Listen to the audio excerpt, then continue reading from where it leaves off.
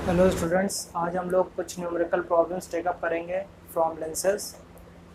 तो देखिए, ये हमारा एक कॉन्वेक्स लेंस है। इसका radius of curvature for this surface is 10 centimetre and for this surface is also 10 centimetre. R की वैल्यू क्या है? 10 सेंटीमीटर है। R1 R2 की वैल्यू सेम है। लेंस का जो रिफ्रैक्टिव इंडेक्स है वो है 1.5। जिस मीडियम में ये रखा गया उसका रिफ्रैक्टिव इंडेक्स है 2। तो हाउ विल यू सॉल्व? इसमें आपसे पूछा गया है you have to find out the focal length of the lens. तो how will you find out? इतना डेटा गिवन है तो आप इस डेटा की मदद से आप फोकल लेंथ फाइंड आउट करिए लेंस की। तो कैसे करेंगे? देखिए, जो फॉर्मूला हमें अप्लाई करना है वो क्या करना है, 1/f is equal to mu of lens upon mu की जगह हम लोग n ले लेते हैं, n of lens and n of surrounding -1, 1/r1 -1/r2। अब देखिए, ये आप पे डिपेंड करता है कि आप R1 और R2 क्या लेते हैं। कहने का मतलब, आप R1 ये वाला सरफेस लेते हैं कि ये वाला सरफेस लेते हैं, ये आप पे डिपेंड करता है।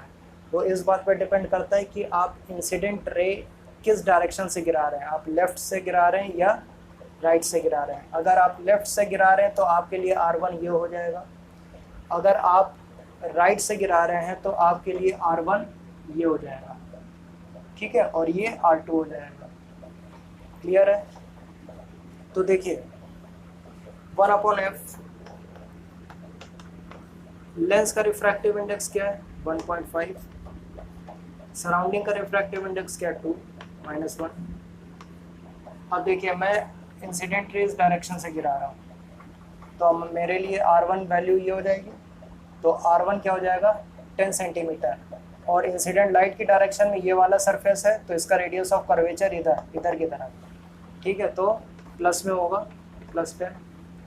अब ये वाला R2 हो गया, ये वाला R2 हो गया, दूसरा वाला, ठीक है, जो ये वाला सरफेस है ये R2 हो गया।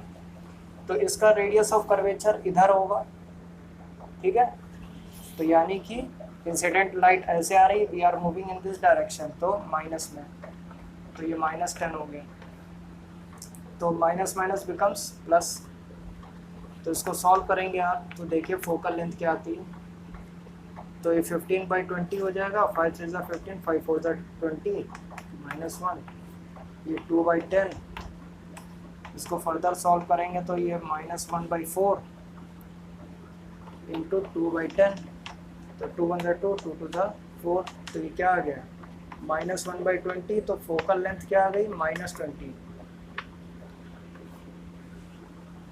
ठीक है, -20। तो आप ये देख रहे हैं इसकी फोकल लेंथ क्या है? -20। माइनस में फोकल लेंथ किस लेंस की होती है? कॉनकेव की, लेकिन ये तो कॉन्वेक्स है।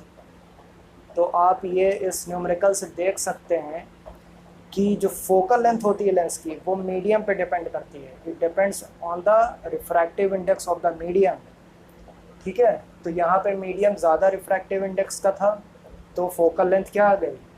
माइनस में। तो that means this convex lens, this converging lens will behave as a concave lens when placed in this medium because its focal length is coming negative.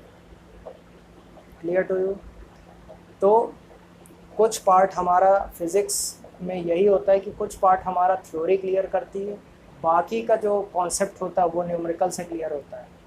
तो आपने न्यूमेरिकल देखा, आपको अब ये चीज़ समझ में आ गई होगी कि जो बुक में लाइन लिखी रहती है उसकी मीनिंग क्या है, ठीक है। Now coming to the next numerical.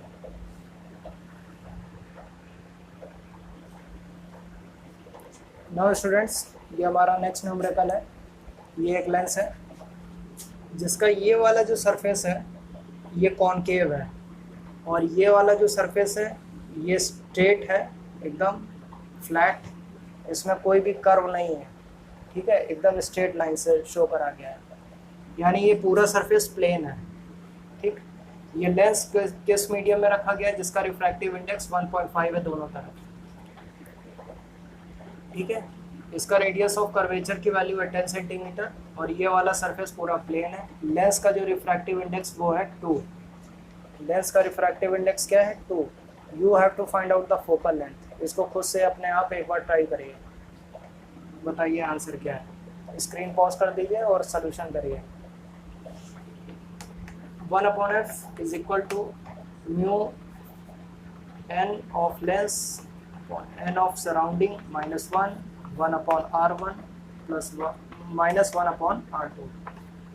तो देखिए लेंस का रिफ्रैक्टिव इंडेक्स 2, सराउंडिंग का 1.5 माइनस 1, R1 क्या है यहाँ पे देखिए, मैं रे इधर से गिरा रहा हूँ तो हमारे लिए R1 ये हो गया।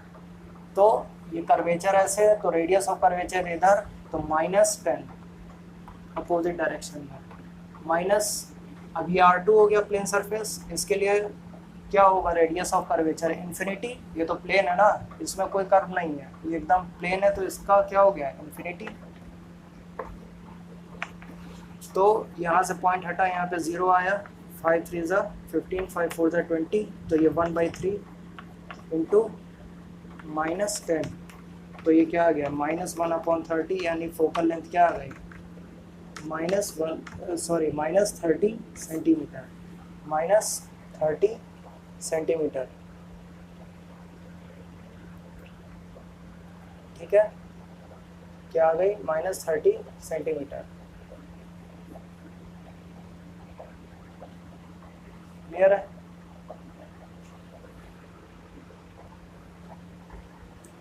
नाउ स्टूडेंट्स, ये हमारा नेक्स्ट न्यूमेरिकल है। देखिए ये एक कॉन्वेक्स लेंस है जिसका रिफ्रैक्टिव इंडेक्स क्या है 1.5। 1.5 is the refractive index of the lens and it is placed in the medium which is having refractive index 2। दोनों तरफ सेम मीडियम है, रिफ्रैक्टिव इंडेक्स क्या है 2।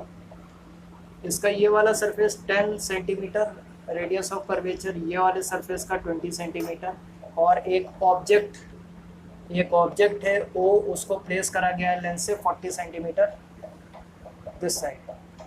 You have to find out the distance of the image formed from the lens. तो इसको कैसे करेंगे solve. देखिए हमारे पास जो formula 1/f is equal to lens surrounding -1 1/r1 -1/r2, ये फॉर्मूला है। ऑब्जेक्ट यहाँ है तो इंसिडेंट रे यहाँ से चलेगी, ठीक है, तो ये R1 हो गया और ये R2 हो गया।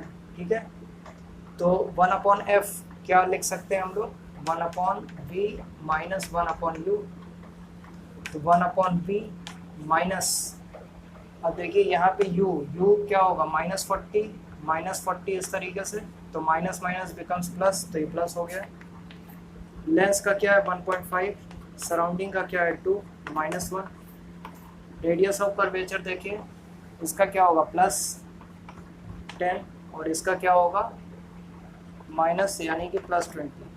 इसको सॉल्व कर लीजिए, आपकी b की वैल्यू आ जाएगी 1/v plus 1/40 is equal to 5 3 ज़ा 15, 5 4 ज़ा 20, तो -1/4 आ गया इंटू ये 20 होगा एलसीएम, इसका एलसीएम क्या होगा 20, तो ये 2 + 1, ठीक है, तो 3/20 आ गया, तो 3/20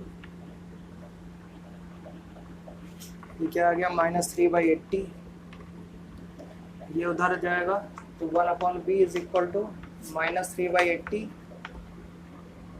-1/40, तो ये 80 आ गया, -3 -2 -5/80, तो 5 1 ज़ा 5 5 1 ज़ा 5 5 6 ज़ा 30, तो ये क्या आ गई v की वैल्यू 16 सेंटीमीटर माइनस है, तो v की वैल्यू क्या आ गई -16 सेंटीमीटर, माइनस v की वैल्यू क्या आ गई -16 centimetre, so v is -16, that's the answer.